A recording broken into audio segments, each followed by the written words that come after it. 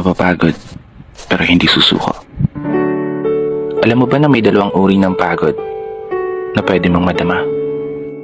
Una, yung pagod na itutulog mo lang at pagising mo, okay ka na. Pero may isang uri ng pagod na talagang kakaiba.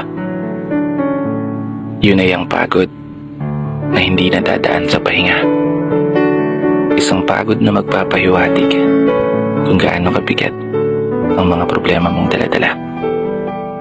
Pagod na magpapanginig ng mga luha sa mata.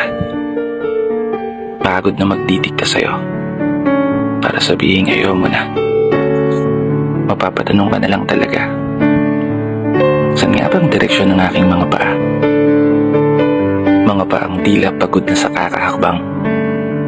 Mga paang ngimay na sa kada tapak sa baitang ng hagdan. Isang hagdan na magdadala sa akin patungo sa isang palapag na pinapangarap ko.